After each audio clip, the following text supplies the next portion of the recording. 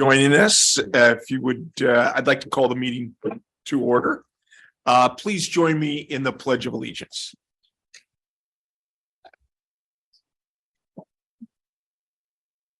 I pledge allegiance to the flag of the United States of America and to the republic for which it stands, one nation, under God, indivisible, with liberty and justice for all.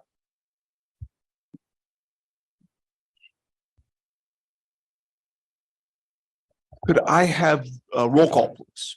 Yes. Councilmember Cho, Present. Councilmember Lowe, Present.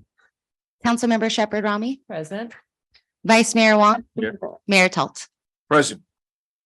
The agenda is posted 72 hours prior to each meeting at the following locations: City Hall, the Kroll Public Library, and the Stoneman Building. The agenda is also posted on our city website.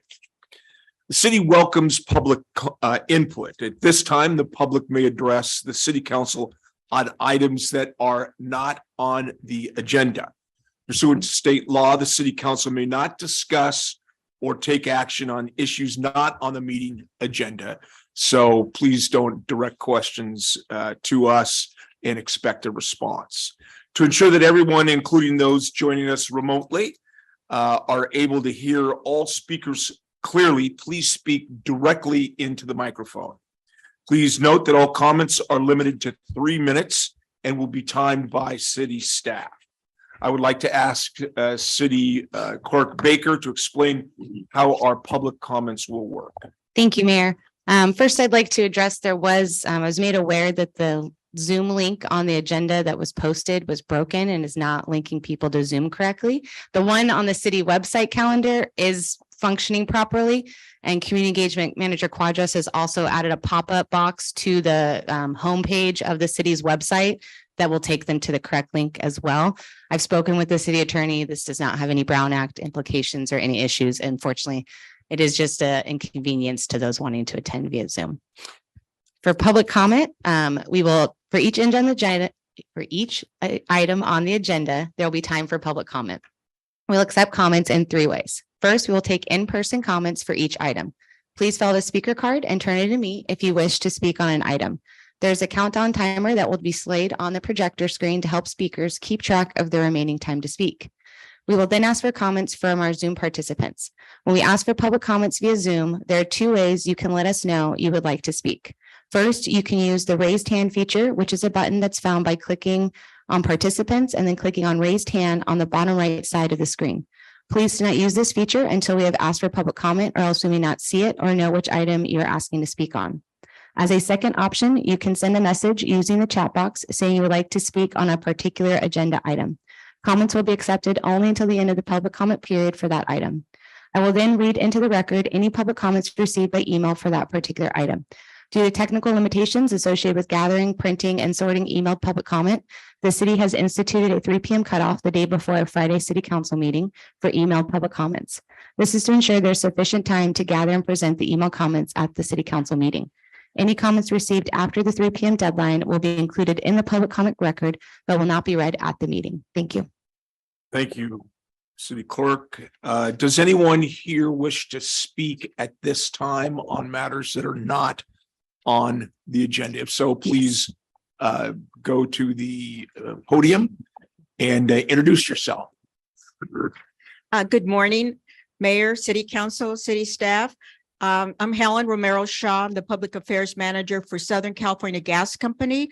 I have 2 reasons to be here. One is to introduce myself. I see a lot of new council members. I have given you my business card if you need to get a hold of me. Chief Rueda reminded me that he hasn't seen me in over 3 years, and it's true. And I haven't changed a bit, right? So, but the main reason is because of the historically high gas bills.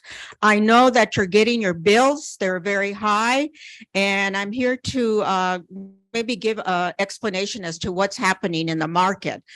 First of all, the gas company is a distributor of natural gas. We do not produce it. We buy it in different markets and then on behalf of our customers. We do not market mark it up.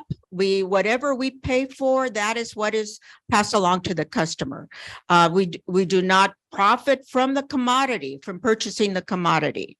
And the reasons why the commodity is so high are several reasons, according to the federal government, the U.S. Energy Information Commission.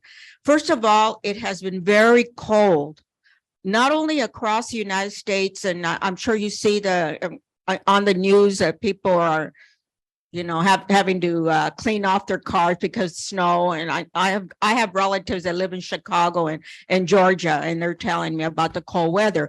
But the cold weather has also impacted the West Coast, especially the states of Washington and Oregon and California. So when there's a lot of cold weather, customers are using their heaters, and so there's a higher demand for natural gas. The other issue, reduced supplies. Natural gas is produced in the United States, primarily in Louisiana. That's the original location. There's a lot of wells there.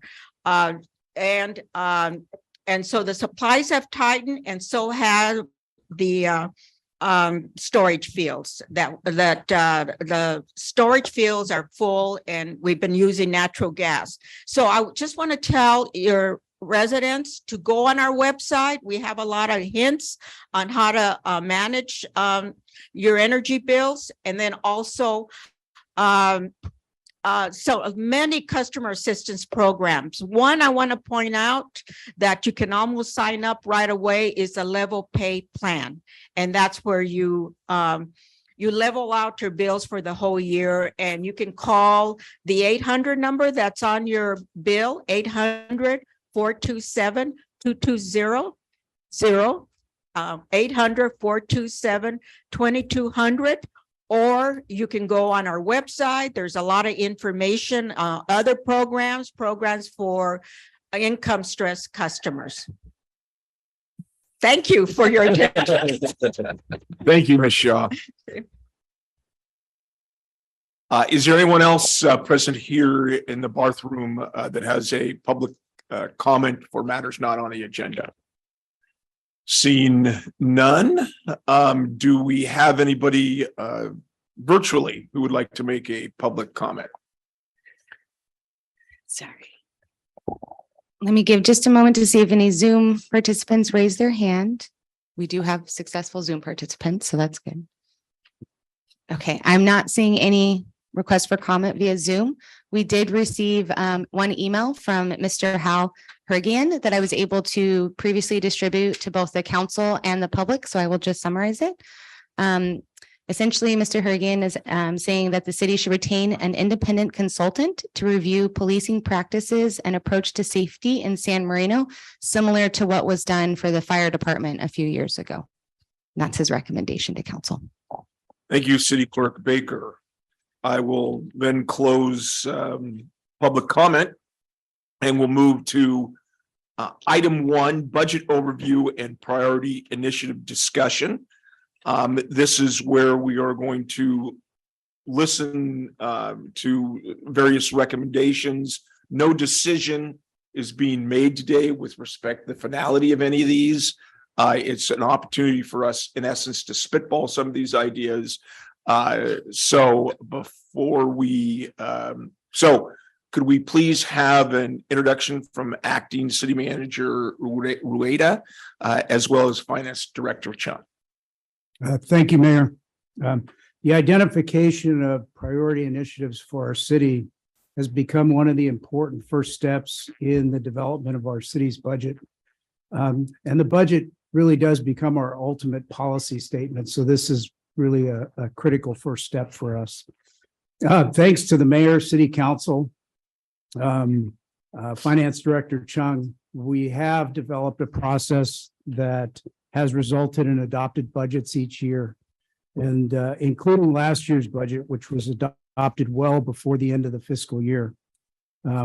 Working with staff and the executive team, we've identified 7 priority initiatives that we believe are important areas of interest for our city and for the city council to consider. The purpose of this meeting is to provide an opportunity for staff to discuss these initiatives, share their ideas, seek input from the city council and the public, and determine if any opposition exists to the development of budget requests with detail and justification that would surround these initiatives. This is also an opportunity for the city council, if there is an additional priority initiative that comes from one of you, it would be an opportunity for you to insert and have staff work on that priority initiative. Before I discuss the initiatives themselves, I want to go back a little bit and talk a little bit about our history, if I could. Next slide. So in 2018, the city council met to develop success factors that would provide and has provided the foundation for the development of the budget each year since then. Those factors are engaged and connected residents, efficient, responsive, effective city services, a safe community, well-maintained infrastructure, fiscally responsible and transparent city government, attractive, complementary business district, inviting and relevant city facilities, and beautiful, preserved, single-family neighborhoods. Next slide, please.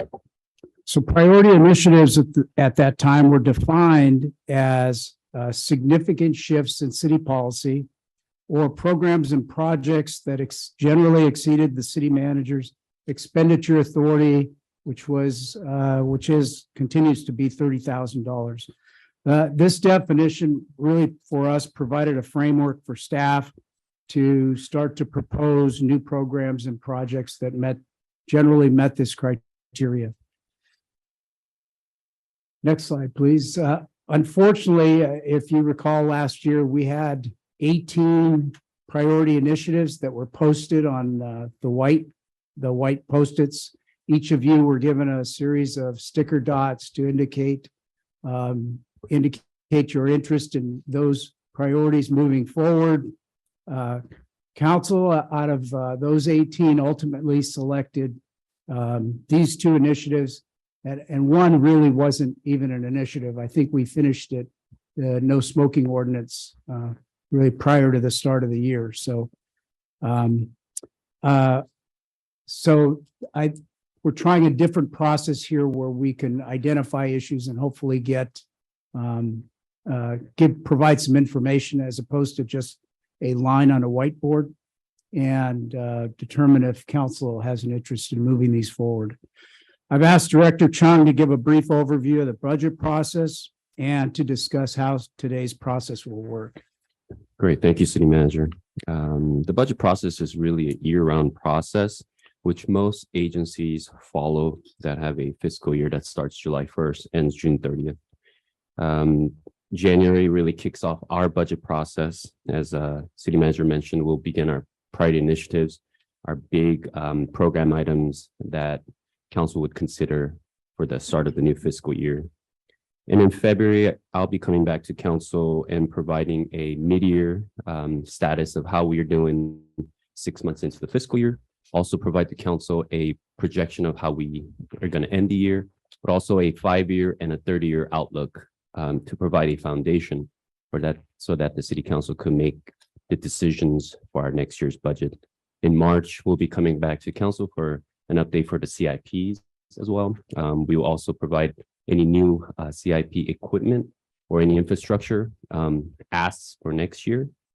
And then in April, I'll be coming back to Council to provide an operating budget proposal. And then in May, I will package the whole budget together and produce a proposed budget that the Council will consider to adopt in the May meeting. And then our fiscal year will begin July 1st. I also provided a budget calendar that provides additional context in regards to the important meetings that are coming up in the coming months as well. Next slide, please. So today, as I mentioned, we will be kicking off our budget process, and we have 7 initiatives for you to consider. Each of the department heads will be coming up for their items. And just to talk about the process itself, after the director presents the item, the council will have an opportunity to ask questions. And then we'll open it up for public comments. And then the council will have an opportunity to discuss the item in detail.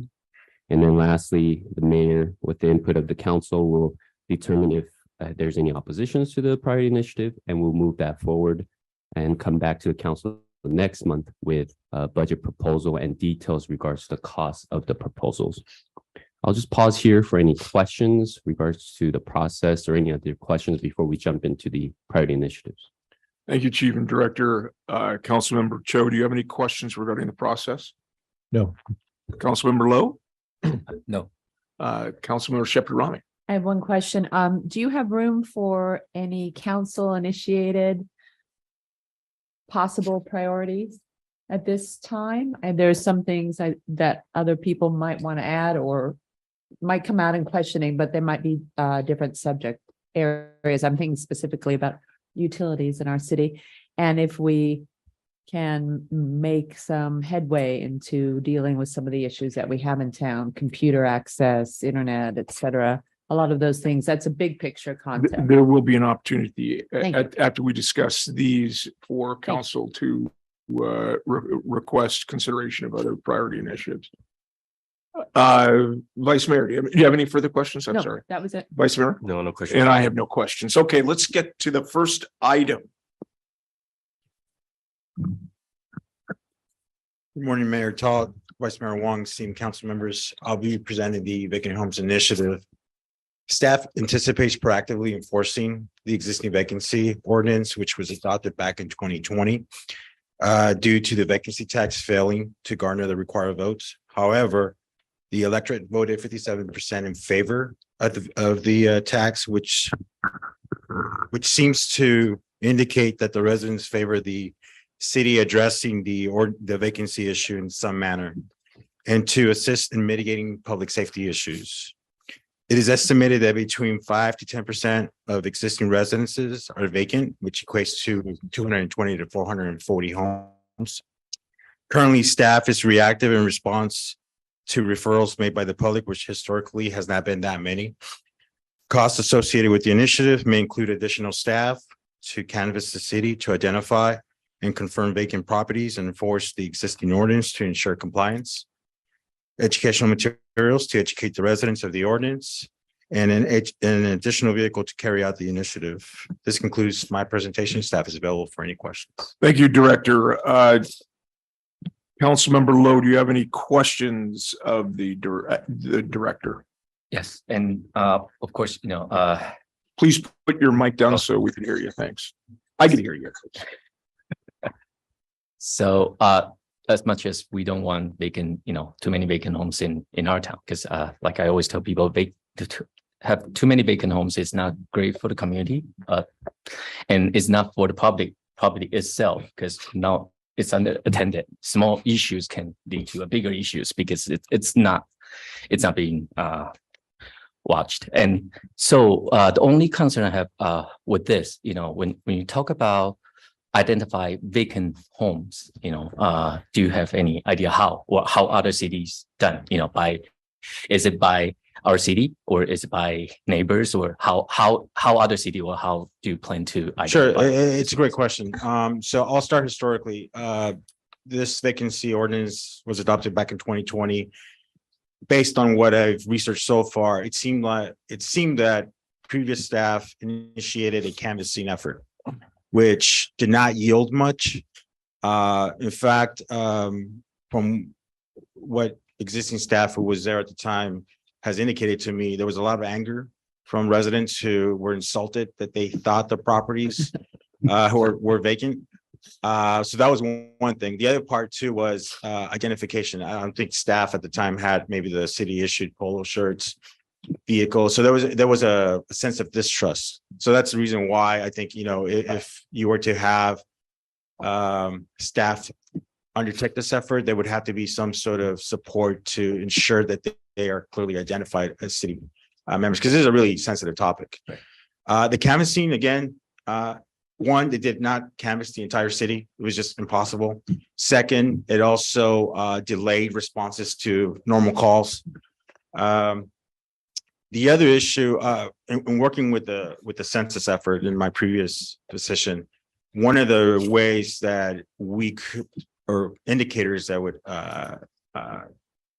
identify whether there was an increase in potentially number of families in a home was the usage of utilities, water, waste, electricity, and gas. However, our city, we don't provide water, we don't provide waste disposal. So we don't have access to those. We actually have to go out to the utilities and ask for that.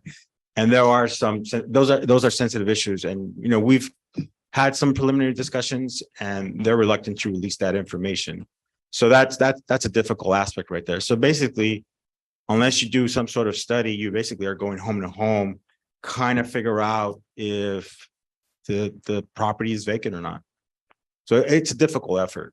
That's why you would probably have to have a dedicated person that not only canvass the city, but then follow up with the enforcement of the ordinance if the home is confirmed to be vacant. Any further questions? Yes, and then another question I have is the definition of a vacant home, because I know during vacancy, when we were trying to this vacancy tax on ballot, it was vacant for 240 days. Correct. So how to have that, to identify that, then we have to have that first date of the homes being vacant. And then how do we prove who's going to be the one that proves, if we have a new definition, who's going to be the one that actually prove that? Okay, what if they have their friends come in with a newspaper and in one of the within those 240 days, for example, take a picture, I'm here for 3 days. How are we able to challenge that? Or how are we going to be, actually enforce that? First of all, what's definition? So I just want to know, to be clear, if we're going to do something, of course, we want to avoid, vacant homes. We want, I encourage people to occupy homes as much as they can, but we need to be, I just make sure. Well, if I may just comment, the purpose of discussing this right now is merely to make a determination as to whether or not we should move forward. We think that vacant homes is a sufficient enough problem that we want to make it an initiative. The weeds of how we do it is going to be something that's going to be determined if we give them the go ahead and take a look at it and then come back with the various recommendations on the specifics that you're referring to. We don't want to tie anybody down right now because what they're going to go out and do is explore it, but we just want to give them the authority to move forward on a budgeting idea and then work through the procedures how to do it when it comes back to us. Is that's the correct understanding of what this purpose is today? Yeah, to bring back a well-vetted proposal is quite a bit of staff time of already impacted departments. So if the council says, yes, this is something we want to investigate and develop a proposal around, that'll give Director Figueroa the go-ahead to invest staff time, do his due diligence and come back with something that would hopefully be effective and help with the vacancies in our town. Would you still like an answer to your question? So I'll just wait until then to Okay. ask more questions. Okay, so the question's withdrawn at this time. Okay, do you have anything further? No. Okay, thank you. Councilmember Cho. Yeah, Director, I know you, like you mentioned, you inherited, you came from this initiative ordinance was already in place. From what you've seen and now moving forward, do you think we can actually get to a point where we actually are able to identify? I mean, I just want to make sure we make use of our resources in general, staff time and capital. So currently we're, like I mentioned, we're reactive. And the calls have not garnered much attention. I believe in 2020, the initial year, there were about 5 referrals. The second year, that's the year where staff was canvassing homes. It only generated 14. Right. And again, that was a lot of effort and time, and it only generated that much. And currently, I think last year, we only generated 3 referral calls. So what we what I would have hoped would have happened is that neighbors would have been calling the city and said, hey, I believe this home is vacant. And we're not doing that. That's not happening. Currently, we have only 2 code enforcement officers. We are now going to have 2 new ones that have accepted job offers. But even then, we'll only be catching up to the calls that we're getting. We won't have the additional staff to initiate this process. Okay, but with that said, just your personal opinion, do you think we can actually get to a point where we're able to? I don't want to be here 3 years later where we're still With the knocking on doors and chasing, at this point, unless you have the appropriate staff and a study of how to canvass efficiently the city, I don't think we're at that point right now.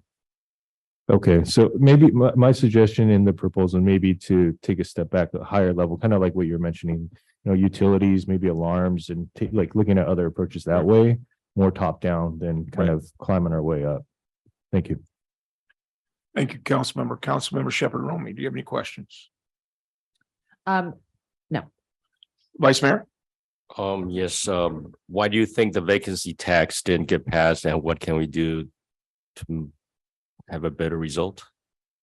Well, in terms of the vacancy tax, I'm not sure why it did not. Obviously, when it comes to taxing yourselves, that's additional money, the economy, other factors. I think that's the main reason why it didn't pass. But obviously it was close, but I just think with school tax, the public safety tax, the electorate just didn't feel the need for additional tax. That's just visually my opinion. Thank you.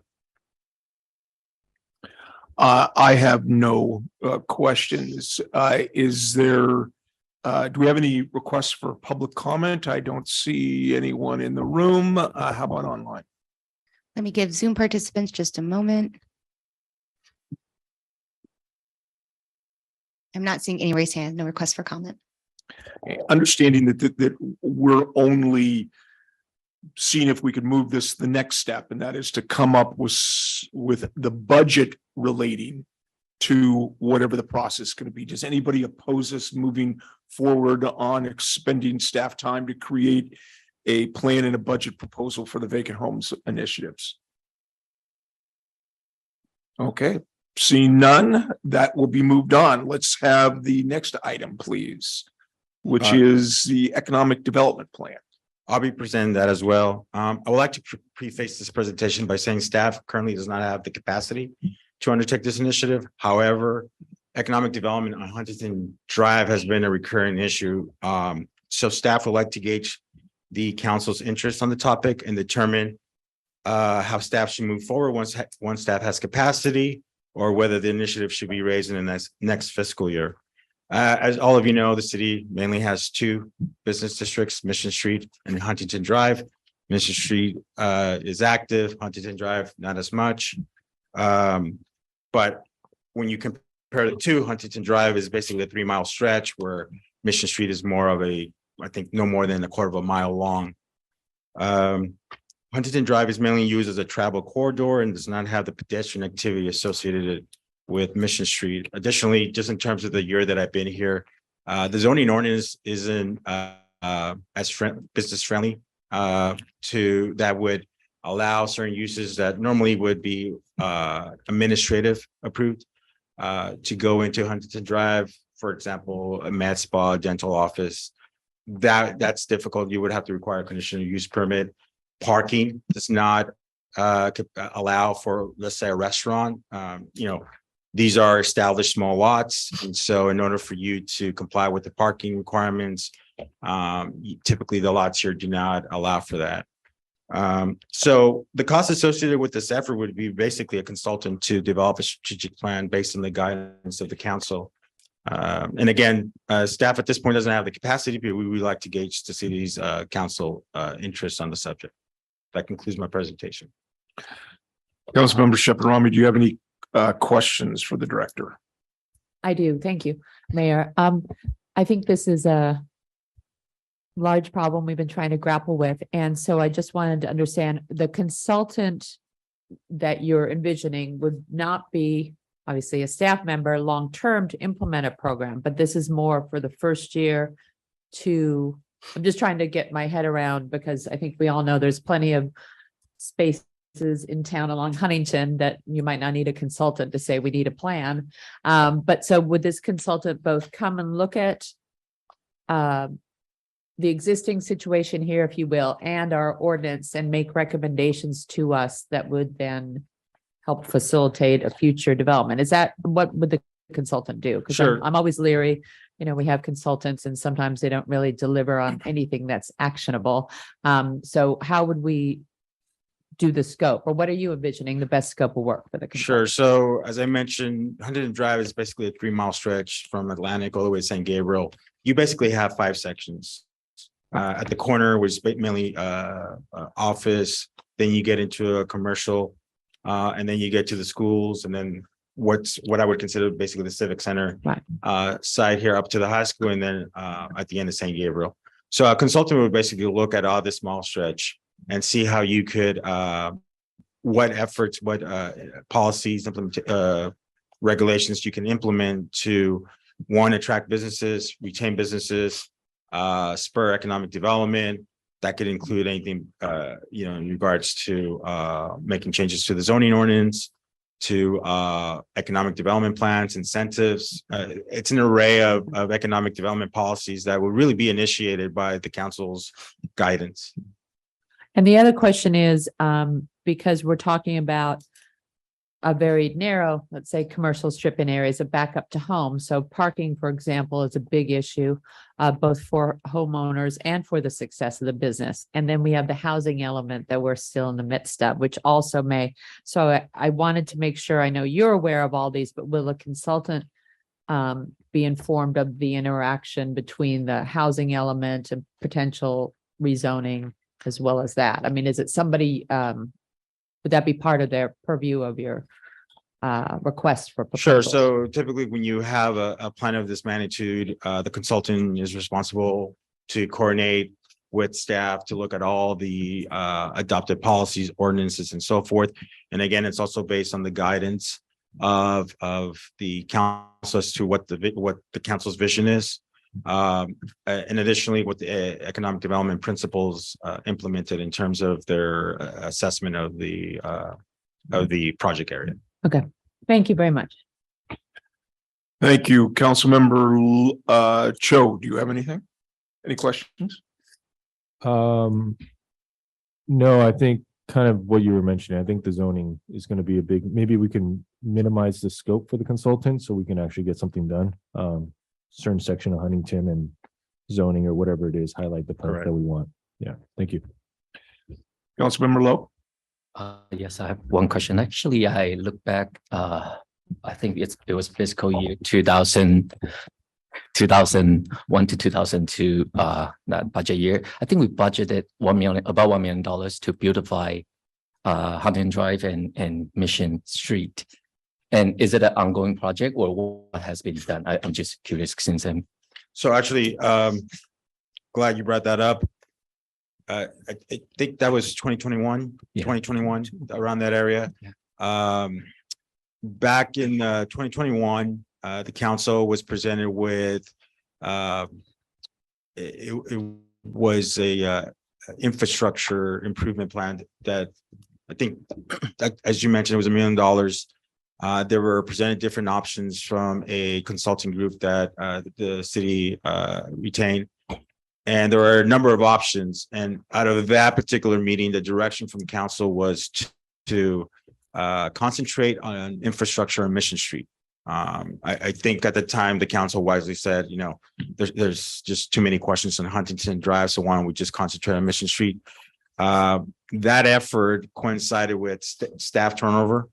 At the time, the community development director, my predecessor, left, and the public works director then left last March, I believe, or April. So that effort, the direction of the council was basically go back to the community,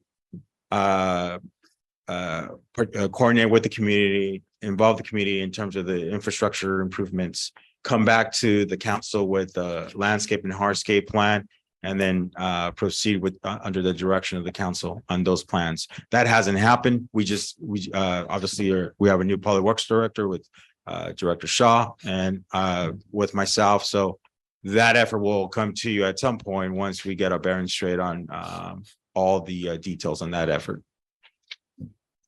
And were any incentives offered to, the property owners at the same time? Not in regards to that particular $1 million. That was just basically a public infrastructure. I see. But there's no other. No, incentive? there was an incentive, a storefront, which some businesses have taken advantage of, but minor cosmetic changes to the storefronts. Okay. Thank you. Thank you. Any further questions? Vice Mayor? No, I don't have any questions. Thank you. And I already asked, okay.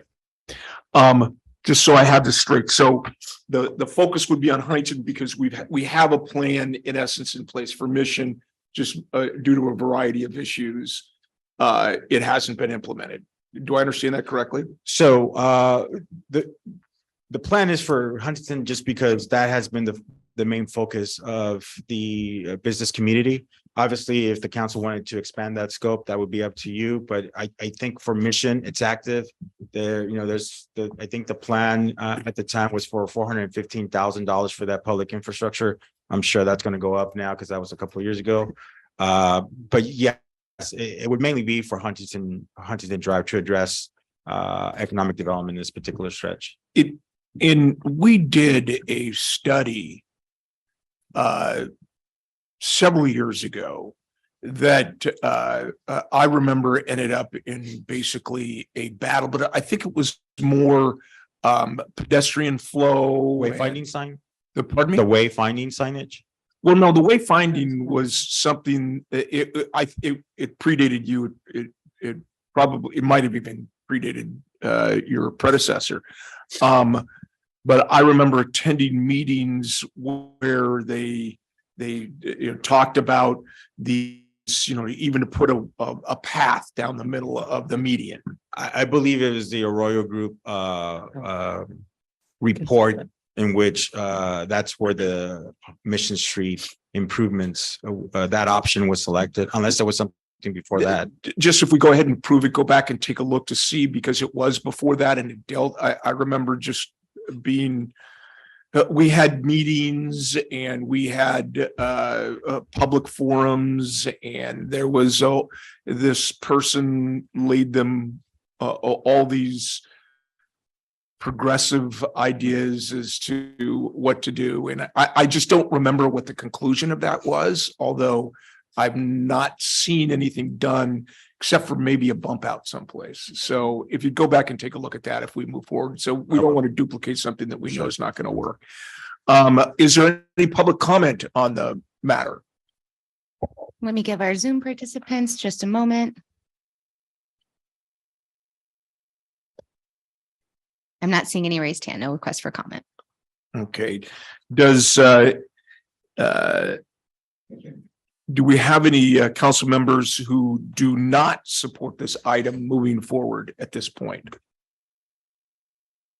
No, but may I say that we'd still have the mission or the whatever, this project that kind of, we had some recommendations, and I would like that to move forward. I'm concerned we just haven't done a lot. And I know now that we have Director Shaw on board and her plate is sort of full, but it would be nice to move forward and at least bring that back to council with where we stand. It did involve signs and lights and some proposals there that we sort of discussed, and the community wanted to give input. It might start with more of a community forum, because that was the issue, always communicating and transparency about what the projects are that are going to most impact the residents and the business owners there, and then kind of move forward in this year. I'm just concerned that it'll get swallowed up by this initiative. Okay, well then let's do it this way. We'll treat it as a request from a city council member to put something on a future agenda. Are there two other members that support that? I support do that. Anyone else? So there is support for that. So it Thank will you. be Sorry, Mayor. put That's on. out of order. No. It Seemed appropriate. it made sense. So we will move forward with that item on a future item. Does anyone have any Any other council member have any, that was not an objection, have any objection to moving forward on the economic development plan? Seeing none, we will move forward with the economic development plan. Next up is the Stoneman Path Forward.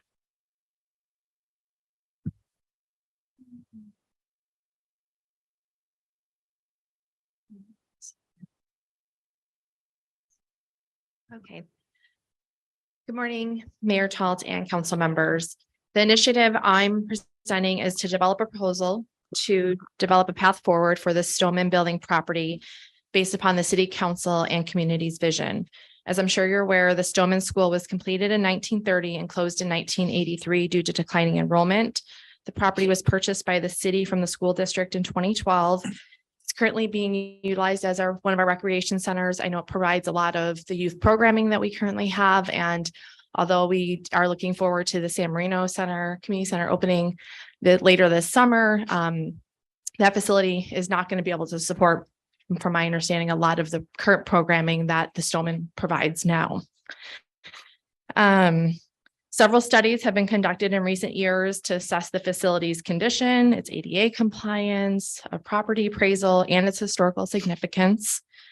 Most recently, a recreation program needs assessment study was conducted in 2019, with the results presented in January 2020.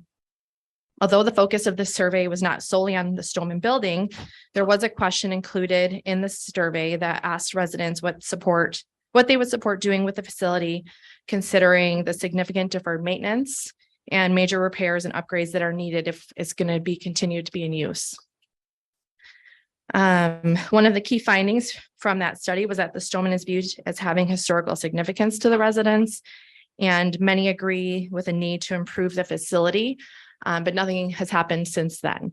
So now we're at a point of trying to understand, what the council desires, what the community desires for this property, how it's going to best be utilized for the future, and what we're going to do to make it what type of investment we want to make into that property.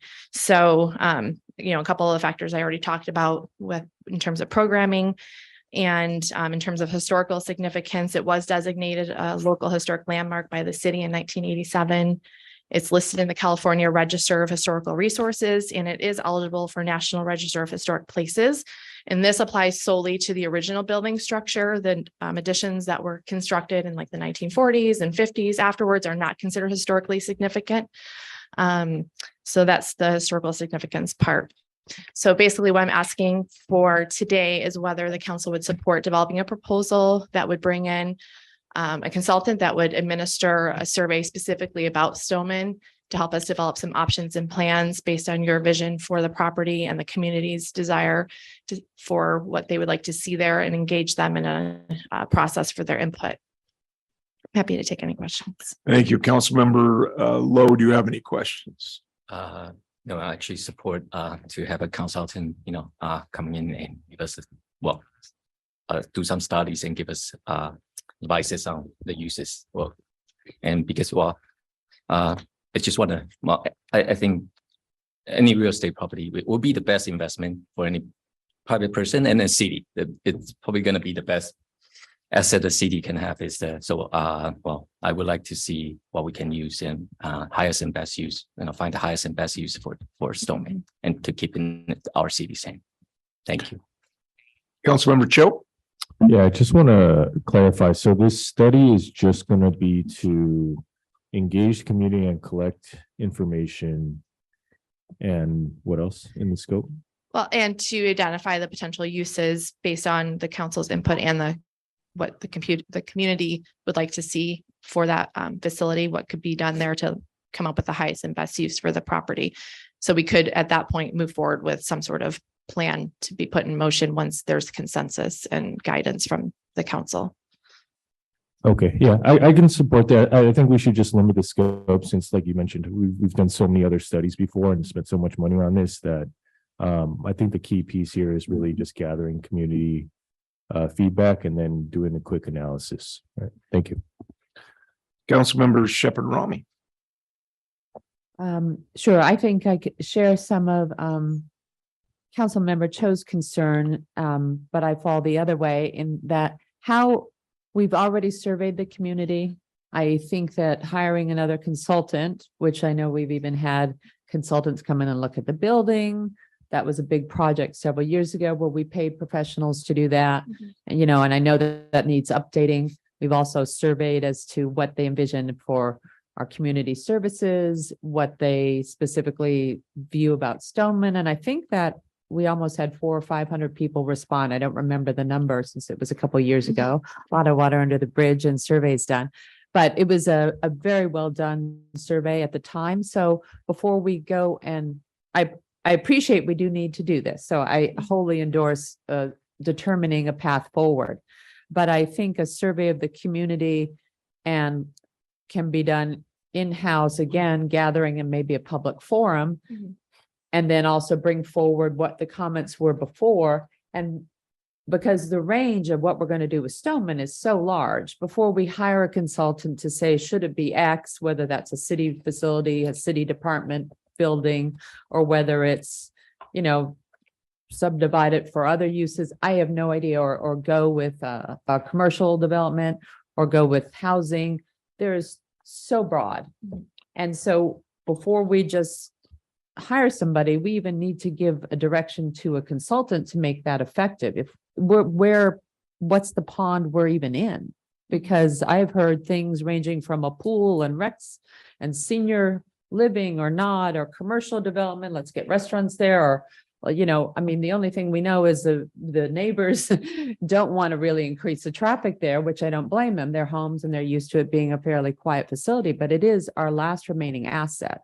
And so I think it's premature maybe. And I wanted to know, do you think you can do a very minimal public forum and survey and looking back and putting that data together for council in-house and then get a consultant once we even narrow what the community sees? Do you see what I'm saying? Yeah. Sort of not consultant first, a consultant once we have ABC, or this is our interest. Now, what can we do with a site? Yeah. And I think if it's just a general, like you said, a first contact with the community just to get initial input, we could certainly, I think, manage that part in-house. I think it's more getting the guidance from council, as like you said, there's a whole gamut of possible uses for that property, and understanding what the community's vision and what your vision as the council is where, will help guide, because there's just so many things. So, trying to help narrow that down before we brought in someone that makes sense, and understanding, then you can further develop the ideas that seem that have the most potential, support, and hopefully get a path forward from that. It just seems to me the cart horse problem. So I appreciate that. Thank you. Vice Mayor. I don't have any questions, but I just want to say, I don't think we need a consultant. Just go back to the survey. Thank you. Again, this is merely a process to decide, not decide what we should do, but whether we should move forward with this path. So I'd like you to explore all options and whatever issue you have, joining in Councilmember Cho and Councilmember, the entire council's hesitancy regarding consultants, but I do realize that you just put this together. But there is one factor that has changed substantially since the last time other surveys would have been done, and that is we have a new community center. So let's come up with a plan. In that plan, I would also like to see, however, as I recall, when the city purchased Stoneman, the schools had to go through what is known as a 7-Eleven committee and determine whether or not this was excess. I'd just like to know legal counsel's opinion as to what if we were to choose the process of selling it, all but the historical element or whatever, whether or not we have to take certain legal steps and what is the cost and effect of that. Do we have any public comment on this issue? Let me give Zoom just a moment. I'm not saying any raised hand, no public comment. Okay, thank you. Does anybody oppose moving forward in further investigation of the Stoneman path forward? Just not written as it is, because I don't support hiring a consultant at this point, though I understand that may be down the road. Well, you'll cost it out and then we'll make a determination, I would imagine. We'll bring back a full proposal Yeah, with and it. we could accept or reject that consultant at the time and redirect it. Anybody else have any objection?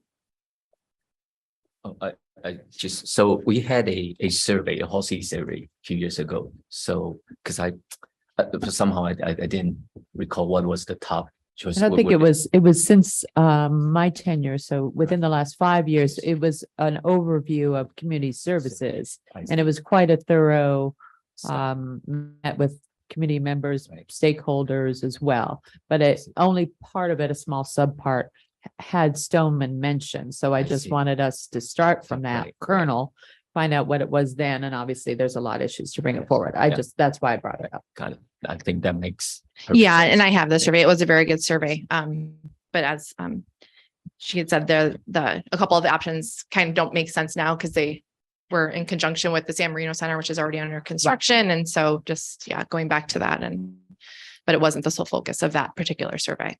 So. Anybody else? Okay, it appears that we have the necessary approval to move forward on the Stoneman path forward.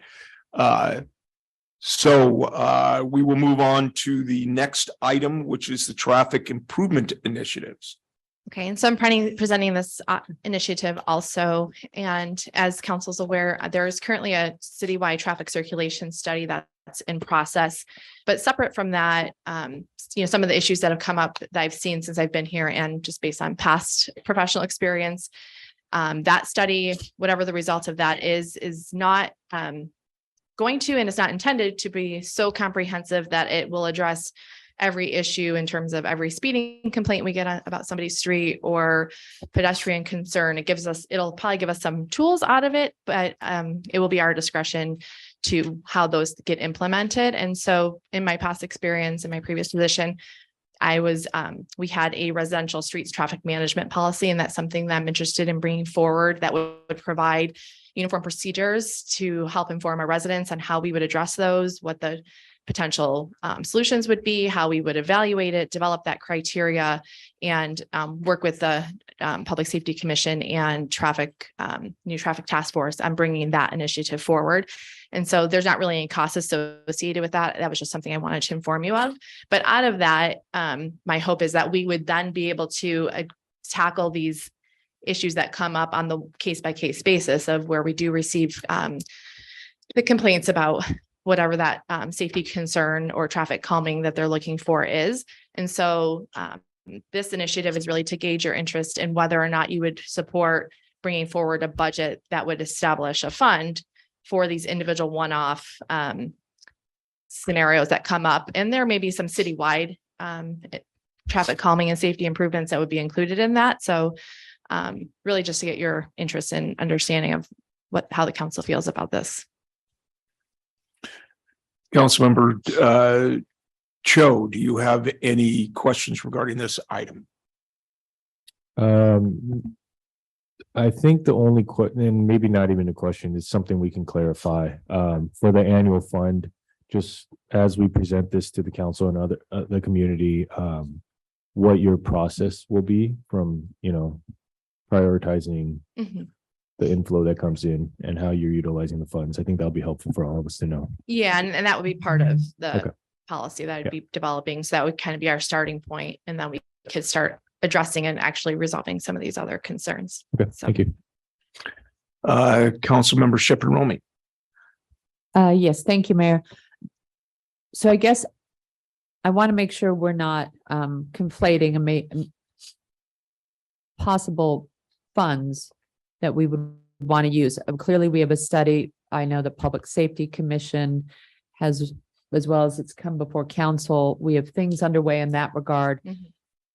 And whether those proposals are what is ultimately adopted or something else is the end result of the Ateris work that's currently underway for the city as one set of money where we might focus on some of the recommendations, whether it's as stated or some other toolboxes on those as a result of that, right? Correct. So the ITERIS report currently has 4 to 5 recommendations in it. One's definitely not at this point in my recommend, I would not move forward with, but so 4 that I think the Traffic Task Force and Public Safety Commission will be considering making their own recommendations on what actually would be a good fit or not for the city. And that they recommend to come forward to council. There's some quick fixes that are included in that report. And then aside from that, there's what they call like a traffic calming toolbox. And so that's something that I would be incorporating into the policy because Okay. those are, you know, that when we talked about like the curb extensions or a lot of common request is speed humps or stop signs, which really aren't for traffic control, but for right of way. But there are things that are smaller individual, which would be more targeted. And Okay. so there aren't specific recommendations where those measures would be implemented. And that's more what this would address. So on the case by case basis, if we want to start implementing some of those types of tools, it would be budget for that, not for the recommendations that are Okay. coming forward from the So commission. two separates essentially. Yes. One will go forward perhaps more swiftly. Then this is the long term after you establish a document and residents and the staff gives their input as to the doability or the impact on city services. Then we're also going to look at for the community then could initiate in their Yeah, neighborhood. for their own example. specific requests. Okay. So two separate Mhm. things. I just want to make sure when we're talking about that. Yeah. These are all community request, or they're all come under community requested traffic improvements or calming, Right. but thank you. Thank you, Councilmember. Councilmember Lowe, do you have any comments? No, no comment. No comments, Vice Mayor? No comments. Is the one you don't want to go forward, the Lorraine stop sign? I don't know why you'd say that. I don't, was there any issue with that? A significant outcry of displeasure with that. So yes, that through the public participation process is intended to be removed from the report. Okay, no, I appreciate this. So that the traffic management policy would be a new policy that we would bring Right. forward in order to assess The individual various things rather than just the hobnob that we've been Yeah. working for. And the second part of this is what Councilmember Shepherd Romney was talking about, and that is implementing what we have gone through the process with, or is that totally separate?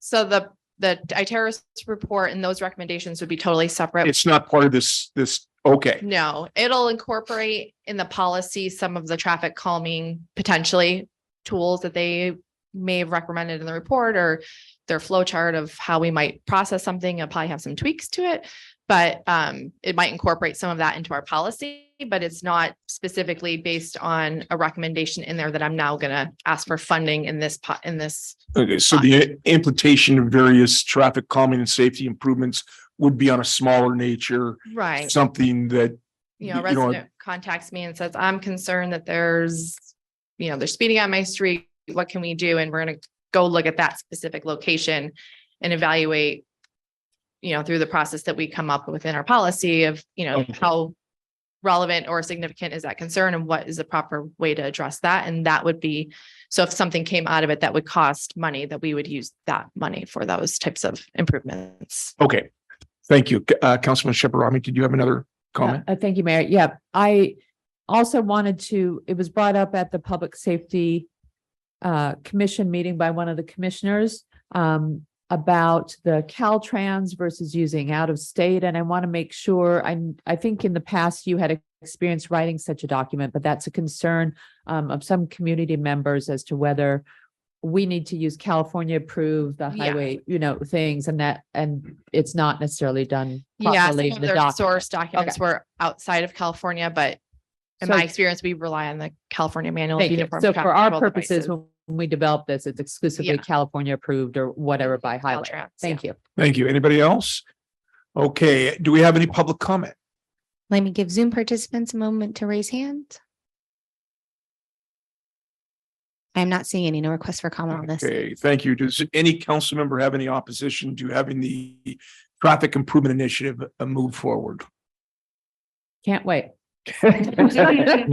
Thank you for your work and bringing this forward. Thank you. So that matter will be moved forward. Let's move on to the next item. the Facilities Security Initiative. Who will be making the presentation? Thank you, Director Chung. Thank you, Mayor. The item before you, council, is really to have a integrated security system throughout our city facilities. Currently, we have areas where we have some security. For instance, the library, the only security camera we have is that little rinky-dink camera in the back and that Nest Cam there that I know of. Our new community building that's being built does not have a security camera. The only security camera system we recently upgraded was at the police station last year. And so we were looking into more of a cohesive integrated system that not only does security cameras, but potentially keypad, door lock system, fire system, and just to integrate all that together so that we have one focal point that we can track this information. And of course, that protects our public facility assets, but also provides protection for our staff and of course for our patrons as well that enters and exits the building. And that really is what our proposal is. Regards to costs, we put assessment study. I know we've been talking a lot about having consultants, but we're looking at more of potentially a security system company coming in and doing analysis. That might not cost any money, but I do need to look into that further.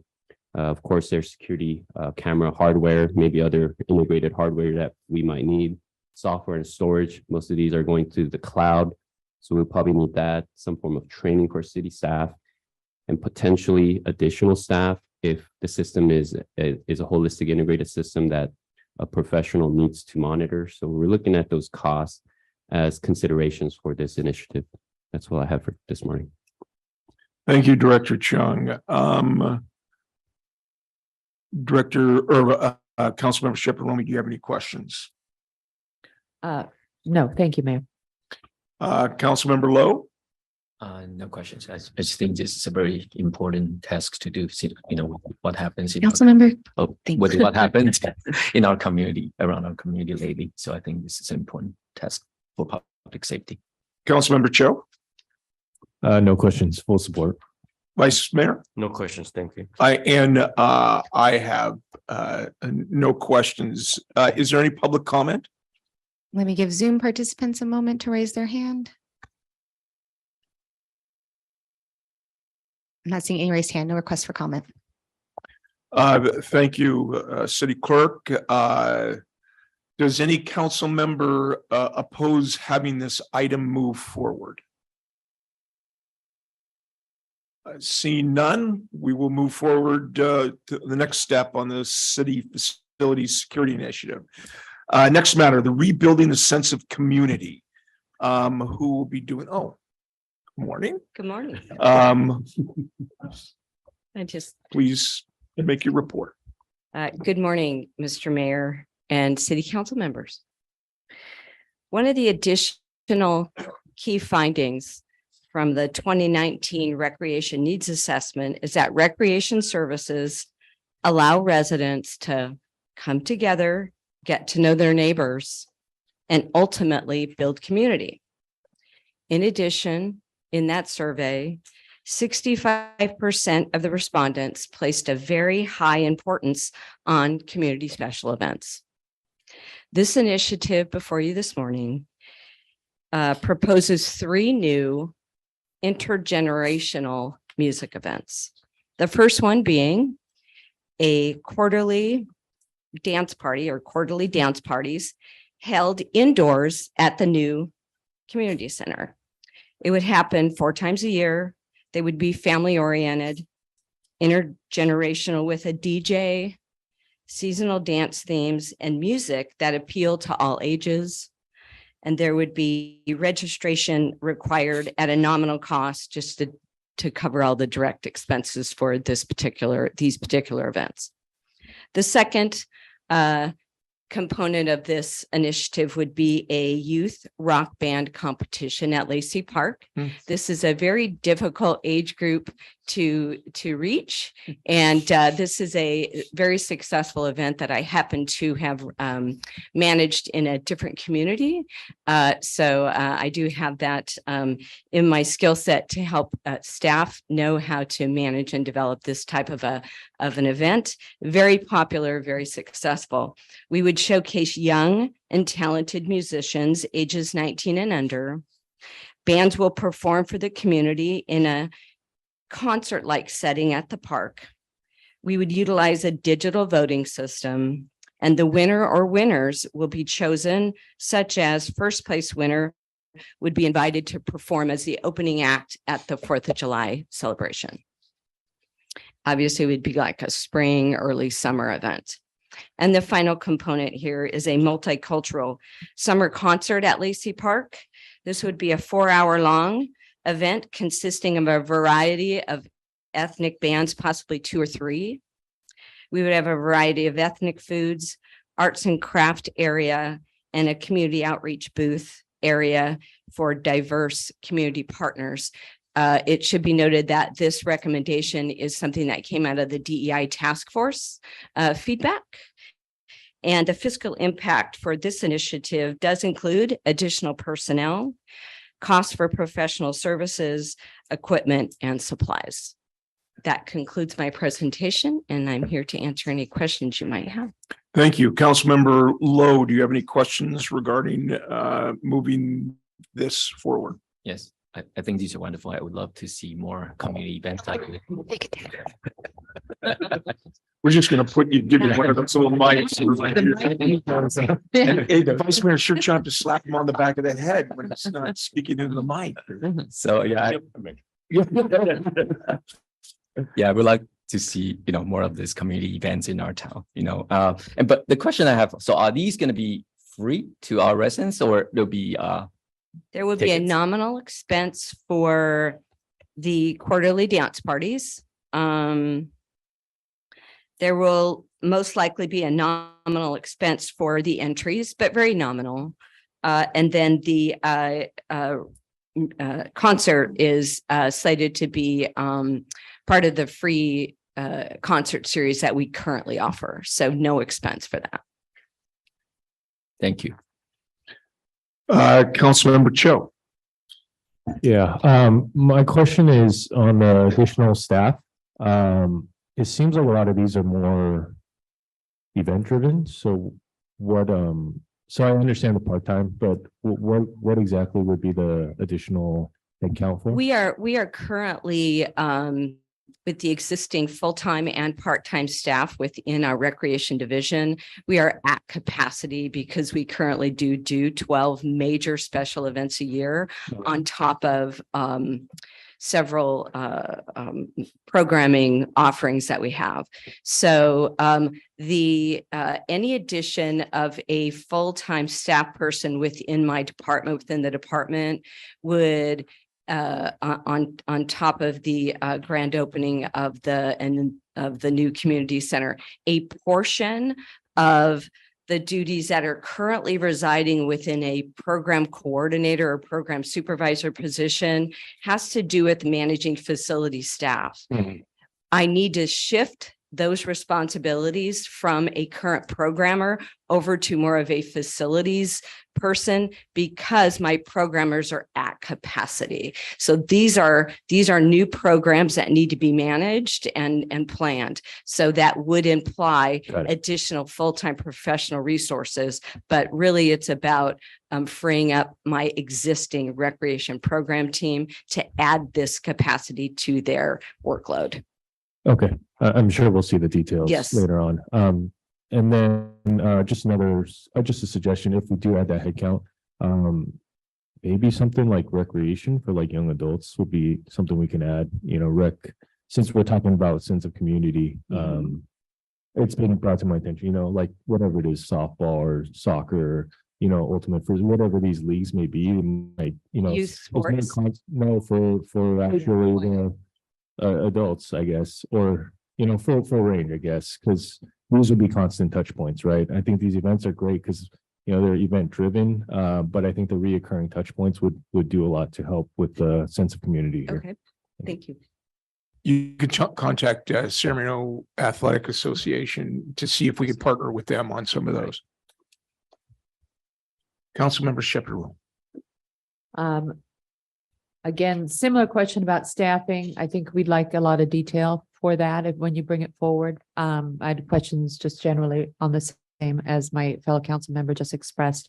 But I love the ideas that you brought forward, and I appreciate trying to involve new families and as well as reaching out to our high school young adult population that are here and encouraging them to participate. So thank you. These are great ideas to start that ball. Thank you.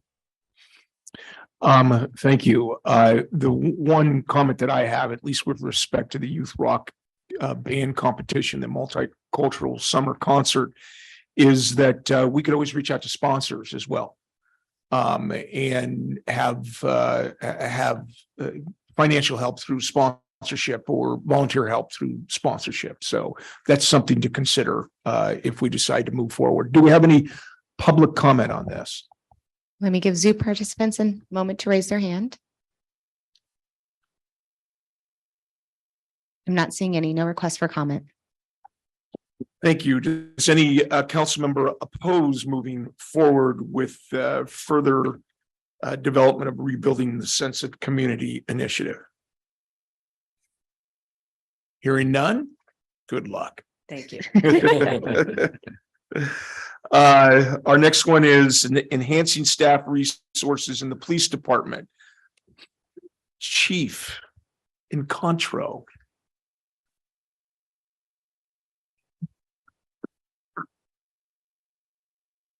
Good morning, Mayor, Vice Mayor, City Council.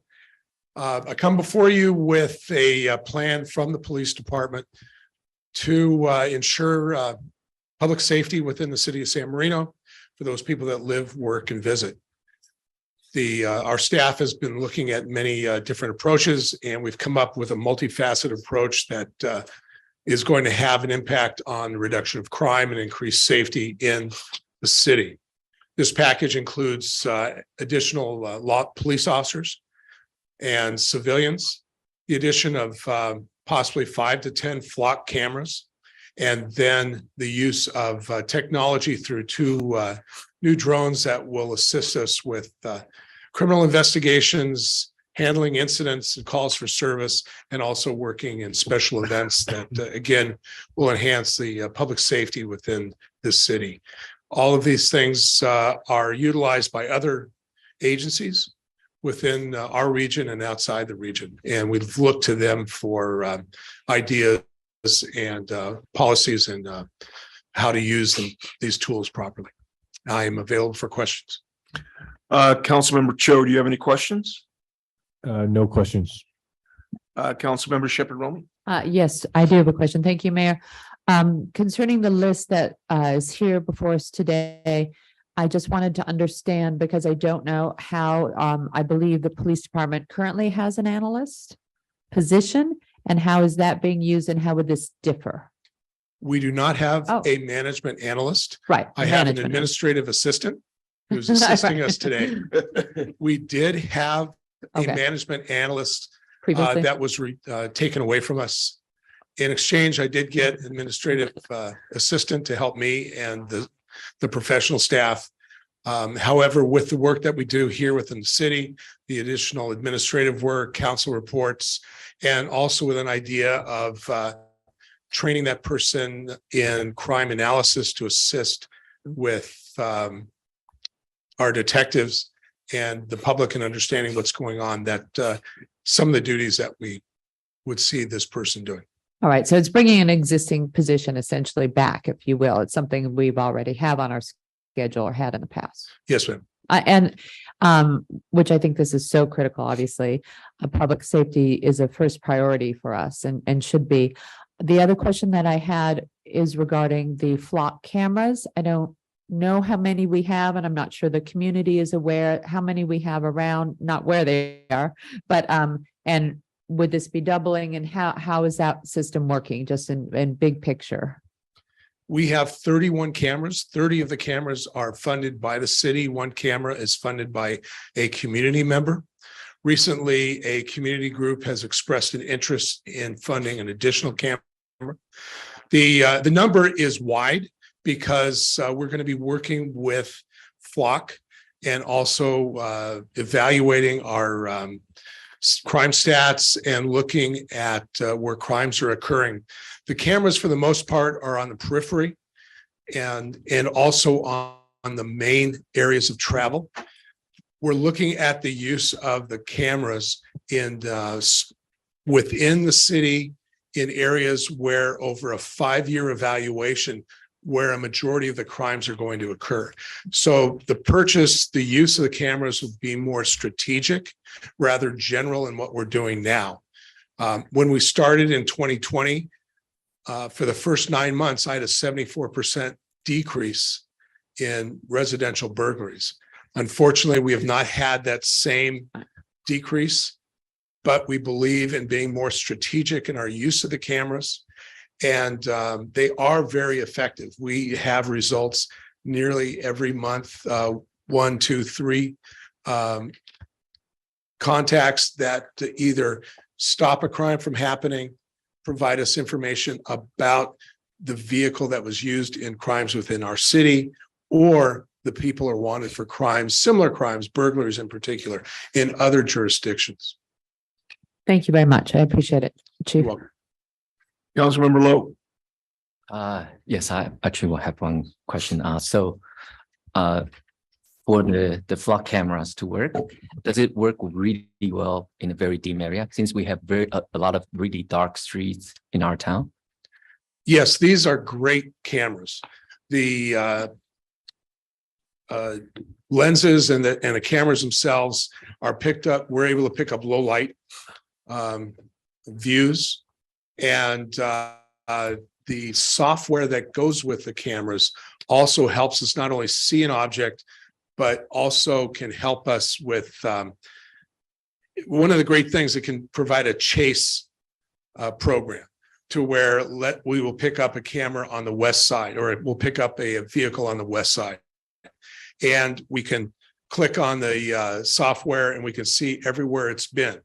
Additionally, with the fact that Alhambra has them, Arcadia has them, and other jurisdictions within our region have them, we're able to identify a car that may be from another area that has moved into here. Most recently, in an investigation that we're involved in now, we were contacted by a regional crime task force that said, hey, we just noticed that a car that we saw in the east side of San Gabriel Valley just popped up in your city, and we're following that car.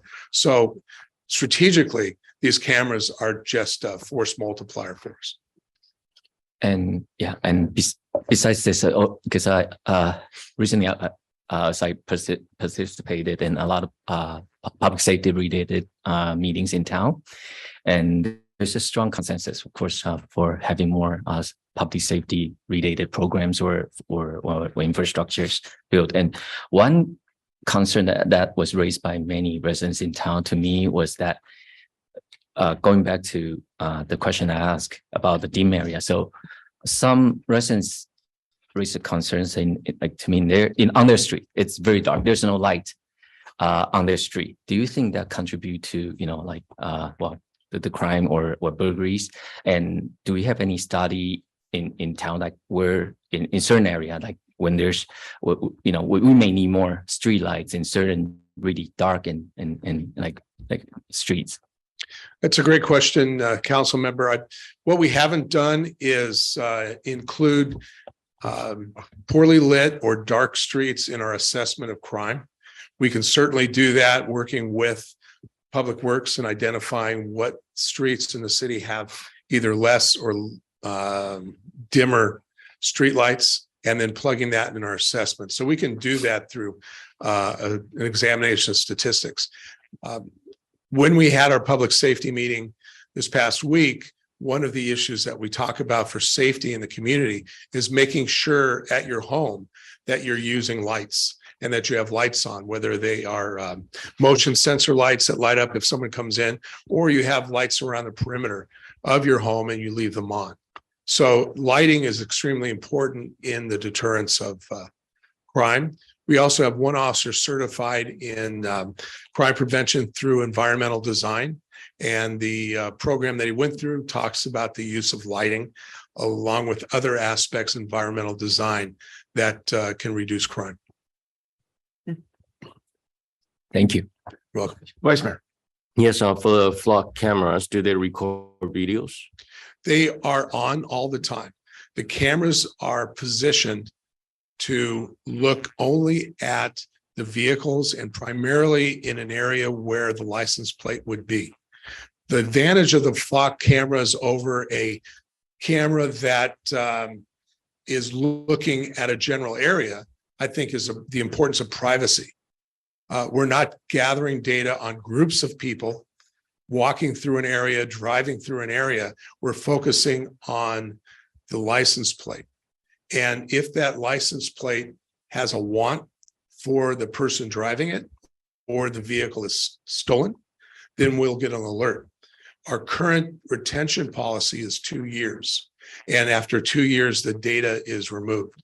We do not data mine general information about a vehicle or a license plate. We only look at a license plate that's wanted for a crime or may be involved in a crime.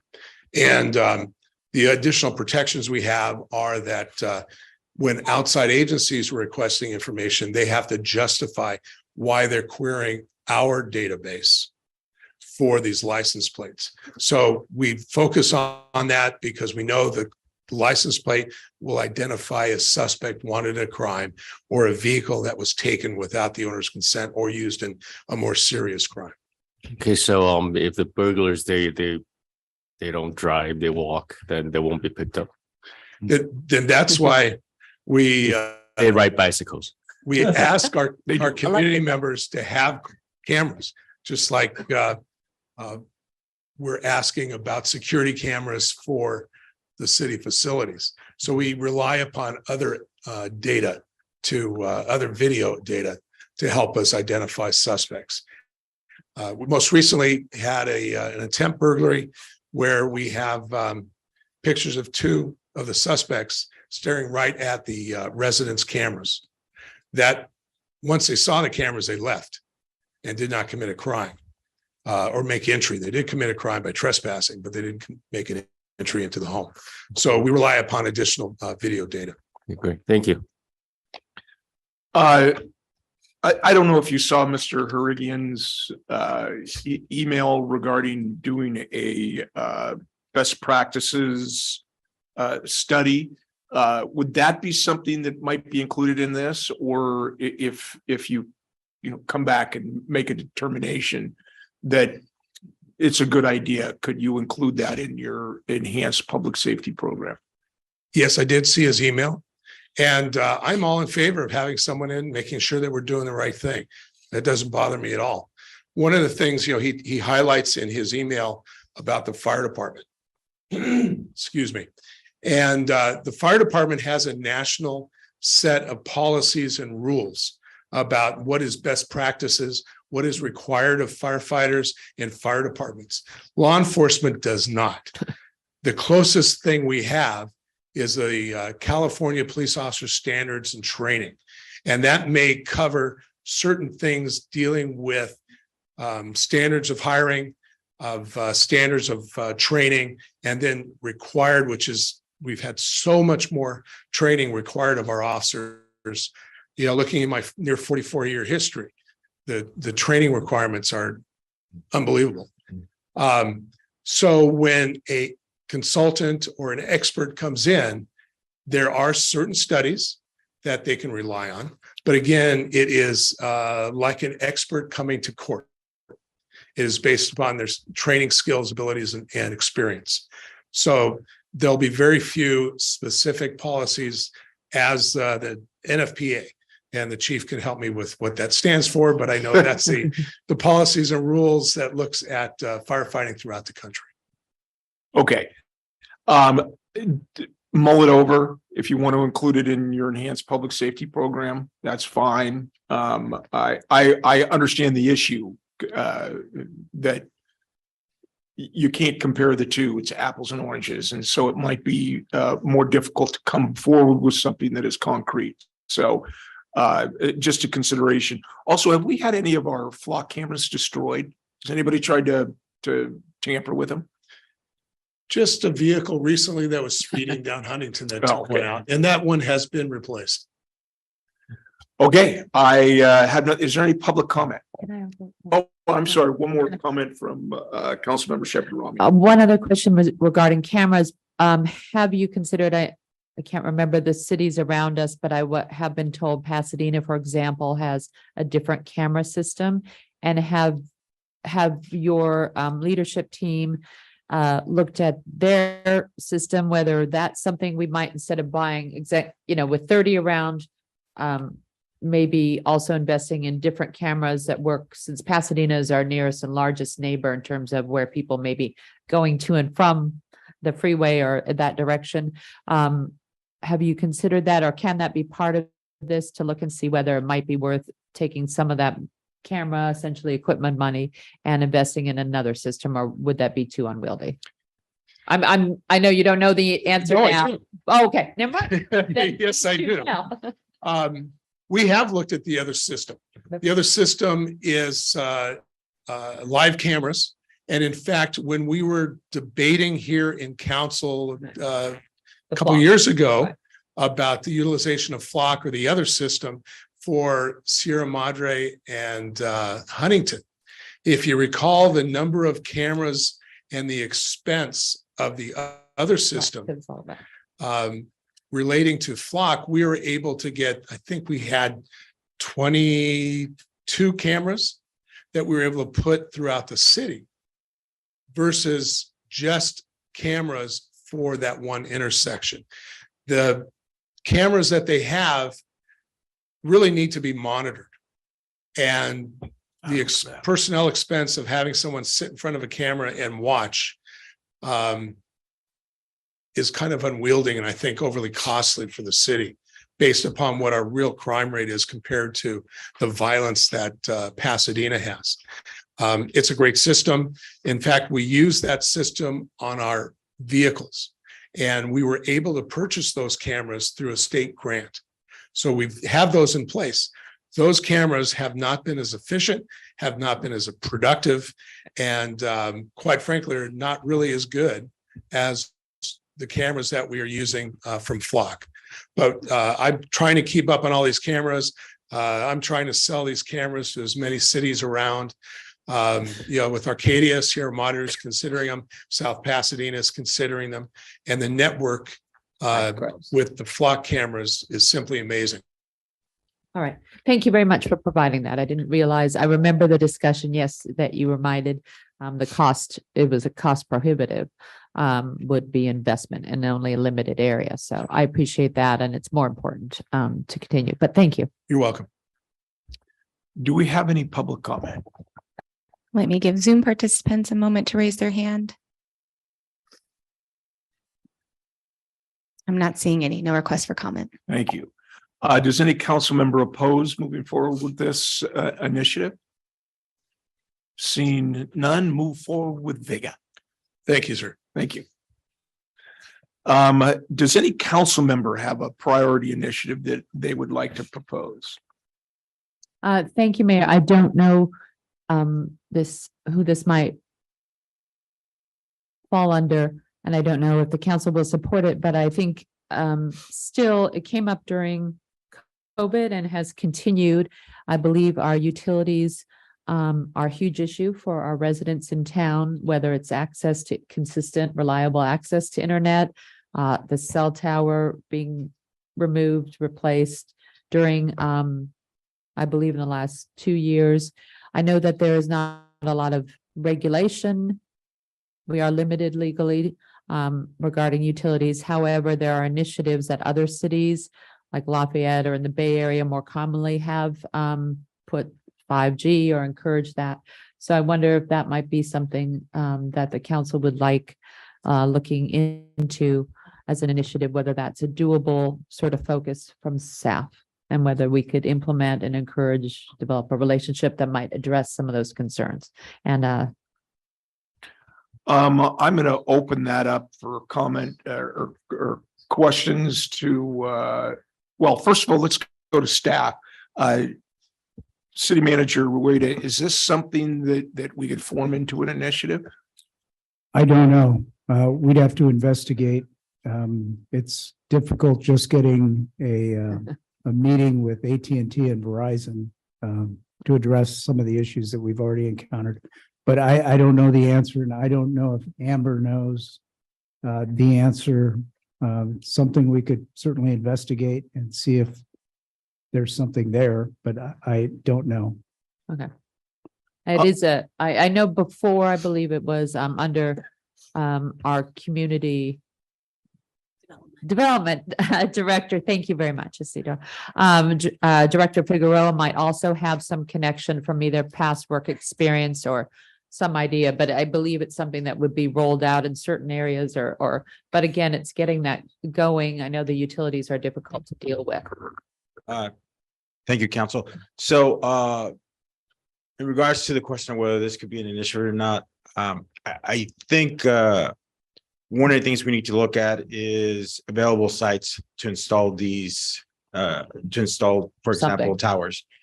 We're mainly a residential community, so there's not much you can do in regards to the majority of the geography of the city. And then when you have the places in terms of along Huntington and Mission Street, you're also limited. In a number of cities, you have the relationship with the carriers where they can install certain cell sites at the city's facilities. Again, most of our facilities, you have you have the Civic Center, you have Stoneman, you have San Marino Center, you have the library. Sometimes residents are concerned about the installation of these sites where children are active. I think that was the issue with the high school removal. And middle school. Middle school, sorry. So I think that's one area of concern. The other one would be, like City Manager Rueda mentioned, would be the relationship with the carriers. I think we're trying to initiate that or reinitiate that. Obviously, I can look in terms of my contacts with the previous carriers that I worked with and see what we can do. Additionally, you have small cell sites, and these are typically the ones that are installed in public right-of-way infrastructure, such as streetlights and so forth. We want to be a little bit careful about that because of design issues and so forth. But again, it really comes down to the carriers wanting to come in. And so far in my 1 year here, that really hasn't been active in terms of their interest to want to install anything. Not sure if it's because of the approval process, which is not different than any other city. I think it's more of location or lack of here. Okay. Well, may I recommend that we do this? And that is that rather than because this is somewhat of a not necessarily a surprise, but something new for everyone. Why don't we, if with council approval, put this potential decision as a priority initiative on our next calendar, so that you guys will have an opportunity to sit down and discuss whether something like this can be done. And then so just a line item as a further priority initiative, and see if there's anything concrete that you could come up with. Do we have support of that from the council? I know that I supported Councilmember Romy. I'm sorry, this is a future item discussion, so we need approval from 3. Sorry, how are we defining this initiative? It would be A future discussion item. which a future discussion item, but also as a priority initiative, implementation of increasing our utility, our communications capacity for residents, something like that. It's such a huge issue. And I know again, it peaked over the holidays when everybody had multiple users, at least in certain areas of town. It's a large issue that maybe exists or was exasperated by the removal of the towers and the placement of additional services. But maybe it's worth having a consultant, heaven forbid. Oh my I'm gosh. saying that. Everybody. The room is turned upside down. Well, I get texts I won't even say. Well, you get text at least, so. It's 2 times a day. So let me just clarify. After 3, I'm unreachable for some random reason. The cloud descends and it's over. But anyway, this might be something where I'm not sure staff has the expertise, but there might be a person or a company that can help our community get better access during certain times and in certain areas. And even that would be a worthwhile expense because I believe it affects numerous residents and it hasn't changed. It's just gotten worse. So it might not be raised to the level, but it occurred to me today, hearing from SoCal Gas, which I also am sure everybody's getting complaints about. Not much we could do about the raising and the pricing of certain things, but it's more about making sure our residents who lost coverage or lost consistent coverage are still being served. Well, then so it's just a priority initiative where they're going to do what they did on these and see whether there's something concrete that could be added into a budget item. And we'll just call it residential communication study or something like that.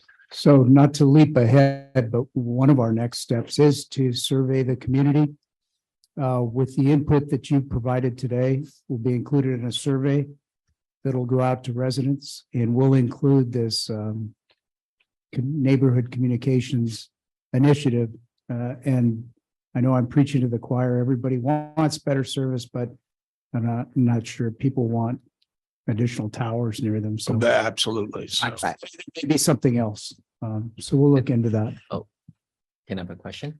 Yes. And with that, besides talking, or survey our residents, also, I would also like to see if we can contact those utility companies for this, because I was informed by some engineers from IT, from this communication companies, saying that the next generation or 5G or the next generation cell phone towers may not be those, like big, or it would be more like smaller coverage area, lower frequencies, but more placed in place. So are we able to get more information of that, to see what the next type or next generation? I think that's what I was indicating was there may be some alternative to cell towers that get posted on telephone poles and street lights and other yes. And would you infrastructure. would we also call it internet access though? It's really, I don't want it to be communications, which sounds like we're getting postcards. We're asking people whether they want more mailings or something. I think it's more of a utilities based or a service provider and internet access. So however you want to phrase it, but make sure that when we ask it signals that as opposed to communications generally from the city. Community engagement manager Quadris is taking notes, and we'll do our best to accurately portray this discussion in the survey. You know what I'm saying. Thank you. Councilmember Cho, do you have anything further? No, just getting clarification. I think I didn't know if this would group in or not, since that's why I was asking scope utilities wise, because what I noticed or has brought up to me a lot is also the power, right? The power poles and the cables running through residence trees, just like safety aspects. So I don't know if this would be a separate thing to look at. Yeah, I do think that's a separate effort. Edison can be even more difficult to work with. Right. But they were responsive during the last storms, and but that would be a different initiative. Okay, nothing. Okay, do we have support, at least moving this to the pre-priority initiative stage and having them, having us discuss it as a priority initiative on the next calendar? So do I have 3 people? I see head shaking, 2, 3, 4. Okay, so if we would, and just include it as, further priority initiative discussion, but only as to this issue. Unless someone else has another one. Does anybody else have a potential priority initiative that they would like to have us further study? Councilmember Cho. Yeah, I don't know how this group's seeing. I know we have the housing element. I know we have a lot of stuff going in the development aspect, but and we're also already working on the pre-approved roof. I don't know if we can bundle this into initiative to kind of update those materials. I think the pre-approved roof list and also updating I think the window list is not on our purview right now, or we haven't discussed that. But That kind haven't of, been discussed. yeah, but kind of packaging this Sure. somewhat in an initiative. So one, residents have a better experience, a lot of it was not their fault, Right. supply chain having leaks or having,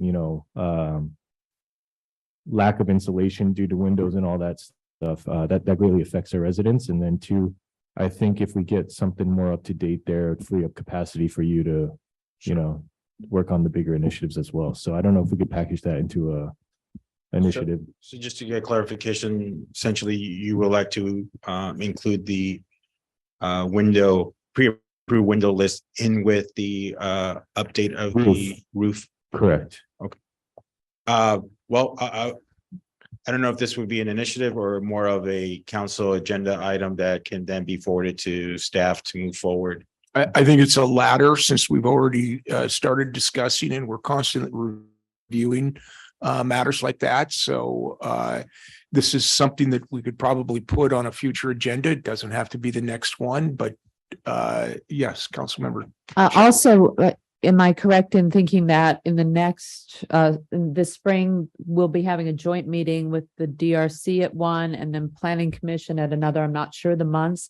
And that would be an appropriate time for us to bring forward because those bodies are in charge of initiating that process more than, ultimately finalize it it, yeah. comes to us for approval, but it's generated with Director Figueroa and also those groups. So Coming the before us. February 24th city council meeting, you will have the joint meeting with the planning commission. And I believe it's sometime in June, or July, where we'll have the joint meeting with DRC. This item can be brought up at the earliest with the planning commission and maybe follow the same path as the pre-approved roofing list update, which is DRC can make a recommendation, planning commission can make the ultimate decision. Would that, I think that makes a lot more sense. Yeah, I think that makes sense. I just want to make sure it's initiative because, that having served on DRC, it's, we had roof leaks and we're talking about heating, people have been freezing. And these are, because of manufacturers no longer in existence. It's not, Tough. it's not anyone's real reason. So I just want to make sure this is an initiative that we actually can solve, within the year.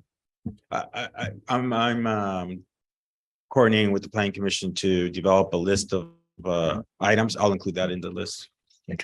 Does that suffice, Councilmember Cho? Yes. Okay, thank you. Any other Councilmember Lowe, do you have any priority initiative, understanding that there's a change in policy, or what was the other issue? There were two.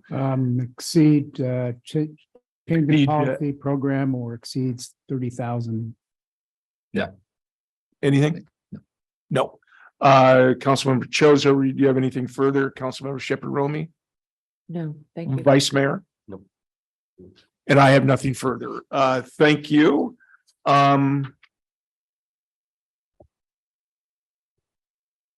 Let's see, Councilmember or Acting City Manager Wade, did you have everything you need at this point? I think so. I've taken notes. I know Paul has and Community Engagement Manager Quadras has. So we may reserve the right to contact some of you that made specific comments, to make sure we captured the flavor as these proposals get developed. As I stated, Nicole has prepared a community survey based on the information that was developed by the department heads and then with input that we received today. That'll actually go out today, and we'll look for feedback from residents on some of these areas. We also have a February 6th town hall where that'll be here in the Barth Room. Both live and virtual. And our finance director, Paul Chung, will be presenting on these priority initiatives and taking feedback and answering questions about priority initiatives, and I think the budget in general. That's our next. What was that date? February 6th? February 6th.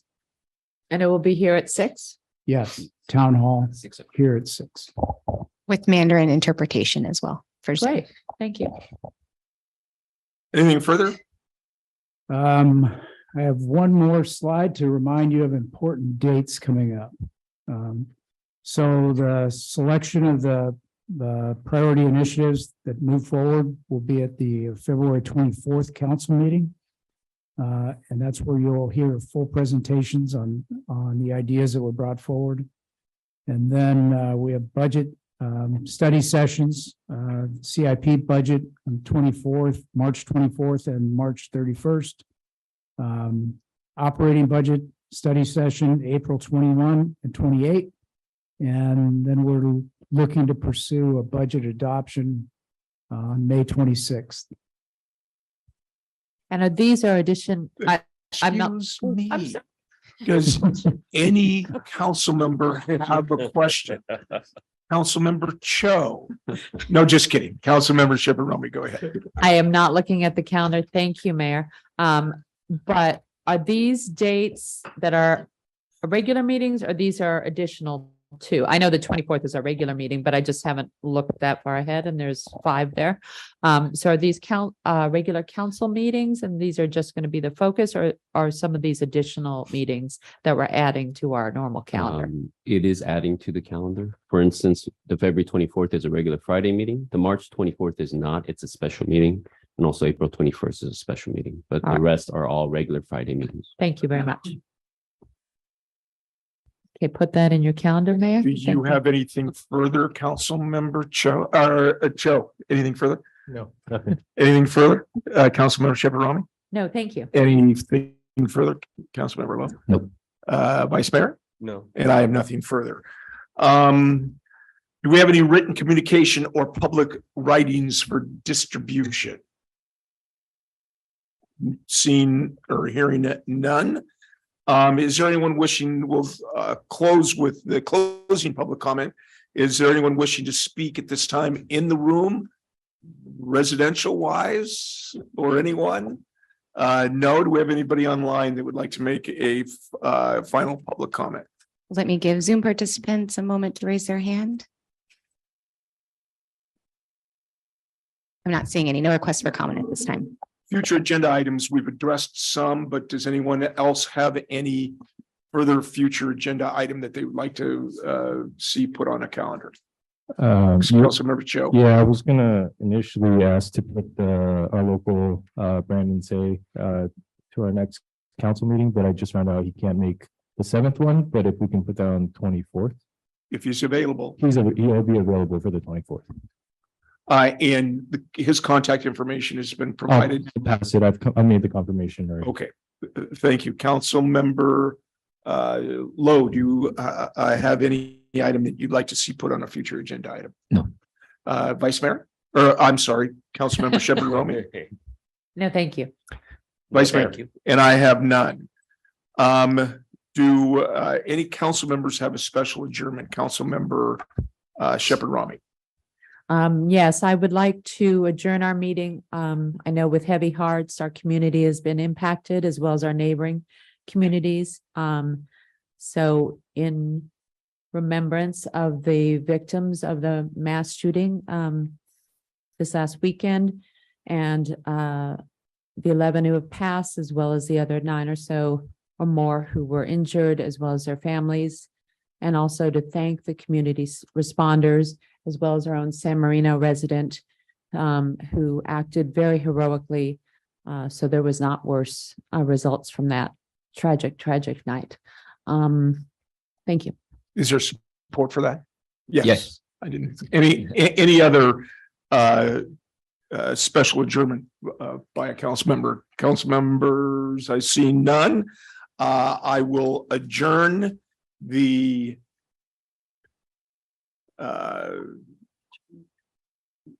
the meeting. I'm looking for the calendar, the adjourned meeting of the San Mateo City Council of January 27th, 2023. Thank you.